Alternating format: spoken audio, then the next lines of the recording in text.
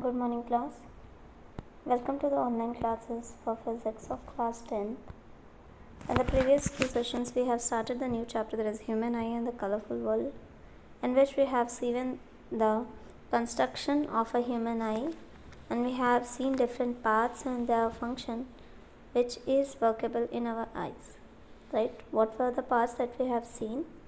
That pupil, iris, cornea, and after that we have seen the lens that is movable with the help of the muscles that are connected to the lens, and that muscles were named as a ciliary muscles, and that the back boundary of the ciliary muscle, that was retina, at which the light entering our eye will fall and prepare an image, and the point where this retina and the optical nerves enter, that point was named as blind spot, where the image formation is not there, right?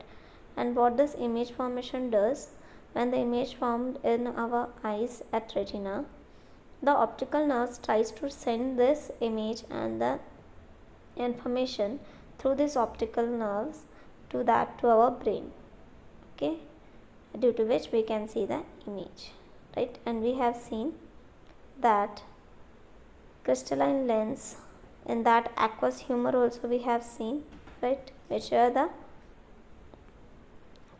jelly type structure which is present in between the pupil and the iris, right? So these were the things which we have read earlier, and after that we have seen power of accommodation also, that our eyes, that eye lens were adjustable, that can move from one point to other. So this movable eye lens is due to the muscles, action of muscles, that is of ciliary muscles, right? And these ciliary muscles help their eye lenses to be adjusted, and with this moving eye lens they try to adjust the focus, that is if they are adjusting the trying to adjust or focus that point of object to form an image, this adjustment tells us that it can adjust the focal length also. So this adjustment of the focal length with the moving eye lens, movable eye lens, with the help of the ciliary muscles is said to be the accommodation, right? After that we have seen that object can be seen at some limited distance itself, that is the focal length can be changed by the eye lens some certain limits, in between the certain limits, and we have seen that the nearest point that object can be seen clearly is 25 centimeter, and if this object is more nearer to it, then we can't see the clear image of that object, we will be seeing it in a blur form. If you just keep that object more than the 25 centimeters or between any infinity point, then you can see that object more clear, okay? And we have seen some defects of the vision. What we have seen, that there are some visions like long-sightedness, short-sightedness, and presbyopia. So what was the short-sightedness? That person who can see the objects kept nearby, but they cannot see the objects that are at the distance, right? They cannot see the distant objects. So this is what the myopic eyes are like. So whenever the light forms from an object, if it is kept at infinity, like second point, that a far point, and one is the normal eye. So what we can say, that the far point there is no converging, right? Light rays are coming and converging at the point retina. So the image formation is not good. So they cannot see the objects that are kept at a distance, but they can see the object nearby. Similar to second one, that myopic eyes, here you can see that object, whenever the parallel light beams are traveling to the eyes, they will pass through the pupil, then will be entering into the retina. At the point where the retina will be meeting, we can see the image. Similarly, the next, how can we just make this correction, or this short-sightedness correction can be done with the help of the concave lens. What they will try to converge all the light rays, parallel light rays coming to it, right? So the person who is just suffering from this sightedness problem of short-sightedness, that is object that can be near can be seen but the distant object cannot be seen, they can use a concave lens to make corrected that defect. Similarly, hypermetropia, that is a long-sightedness.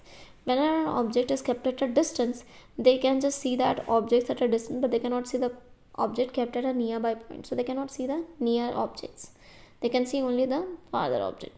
So near point there will be a good conversion, they can see the object, but then say far object that is coming similarly, but the near point is not visible to them, right? So the near point is not visible to them. That is at 25 centimeter, no one will able to see less than 25. But it is more than 25 also, then they are also not able to see. Okay. So to correct it, we just use a convex lens. And what is presbyopia? That is like our eye correctness. We know that the problem that happens in our aging, right? So near point that happens to our eyes, it due to the aging of that person, that with increasing age we have some problems in our defect of vision also. So this defect of vision due to the aging is said to be the presbyopia. And here they cannot see the far object also, they cannot be seen the near objects also due to this presbyopia issue of that aging people. So they just try to fix it by using the some eyeglasses also. Sometimes surgeries also be done because the focal length, or we can say that the moving ciliary muscles get weakened, so the eye lens cannot focus easily that image and cannot move easily. So since they cannot adjust its focus or cannot adjust its focal length, that's why the object is unable to get a clear image. So this is due to the weakness of that ciliary muscles of that, due to the aging people. Due to this aging one, people will have the problem of this weakening of the ciliary muscles. Okay. Now what they will use, they have to use a bifocal lenses, that they have both the lenses, that is one will be convex and other will be the concave lens. Okay. So that will be distant vision can be corrected. So the lower part it will connect the near vision. So through this they can just use a bifocal lens to correct this defects of vision. Now we will see that how the refraction through prism takes place. So what we can say that prism, we know about a rectangular glass slab also, we have seen in the practical also that the light ray, incident ray is that's parallel to that of the emergent ray. They both have the same angle, they move with the same line also there, so they are parallel. But in a, if we talk about a prism, it's in the form of a triangle. So it is a triangular and there will be a rectangular base. The base will be rectangular but the side faces will be in the triangle shape. So a refraction through prism will be a simple way that here the light ray will be incident on the prism and we will get the refraction through the next one. So here you can see the image also, that whenever the light ray enters into the prism, it just falls on the surface and will try to refract from that, that is the bending of the light ray. Again when it bend, it will go to the other surface also, so the light ray will become again a incident ray on the other surface, and again we will be getting a bending of ray.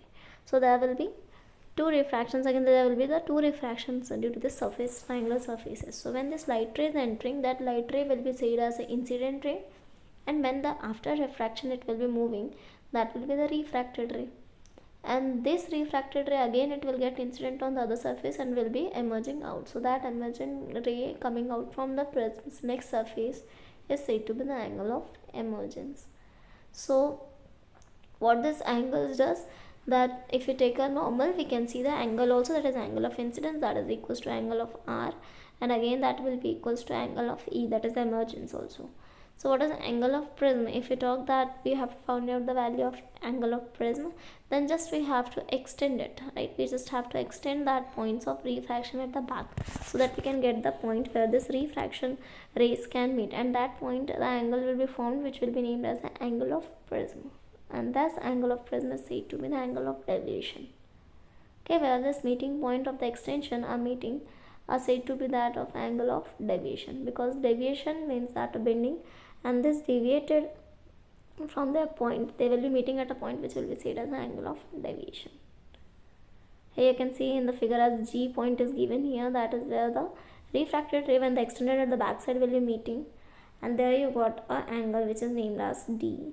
So this angle D is the angle of deviation. Similarly, next point, the dispersion of a white glass by glass prism. So we know that the white light will constituent of the 7 colors. It will have some 7 colors in it, right? And these 7 constituent colors can split up when it passes through some several objects. It just split out into some constituent colors. And what does constituent colors are? There are 7 colors constituent in that white light. So white light have the 7 constituent colors which were named as violet. We know about Vibgyorna. You will know from it that violet, indigo, blue, green, yellow, orange, and then at last it will be red. So this white light whenever passes through the prism or any other object, then it get splitted into its constituent colors, which were the 7 colors we give. So this 7 colors, where we can see this said to be the dispersion. Okay, remember dispersion. So when this constant colors means white light gets split up into the constant colors, that phenomenon is said to be dispersion. So the dispersion, the 7 rainbow colors we can see, that is Vibgyor. So after that getting deviated from here, they will be somewhat bending will be there. This bending, what we can say, the 7 light colors will be trying to bend, that will be deviated. Okay, so that is deviation. Angle of deviation will be that how much they are getting bent. Similarly, angle of dispersion, that is what is dispersion? That is splitting of the light into its constituent 7 colors is said to be the dispersion. And if you talk about the light rays which are getting in the other surface of the prism, that 7 constituent colors are said to be the spectrum. Okay, that is said to be the spectrum. And this dispersed 7 colors of light will be a component of prism, so they will be getting an angle also. So we can say that angle of dispersion is also there, and angle of deviation is also there, that how much they get bent. Okay, again now if you take another prism just in a reverse condition, then what will happen, these constant colors again will pass through the prism and will get into a white light. They, as they split up into 7 constant colors, now they will get back into the white light. Okay, so whenever this light colors of the spectrum that is coming from the first prism will pass to the second, then we will get a beam of white light, and that will be emerging from the second surface. Okay, so at first surface, so that is the first prism, we have seen the white light which just split up into the constant colors. Again this constant colors when fall in the prism, they get into a single line, that is white light is formed. Okay, now for example, that's atmosphere. You can see that this dispersion can be seen in the atmosphere also, that any light that gives a spectrum like a white light, that is sunlight, we can see whenever it is falling on a surface, it will get split up into its constant colors. So what we can say, that the rainbow is just the biggest example for the dispersion. That natural happening is done with this rainbow, that whenever the sunlight comes or fall on the raindrop, that is sunlight should be also there and the raindrop should also be there, that is a spherical raindrop. Whenever this light ray, white light from the sunlight is coming, it will fall on the raindrop, and what it will done, that it will be moving from the point and will get dispersed into its 7 constant colors, and this phenomenon is said to be dispersion.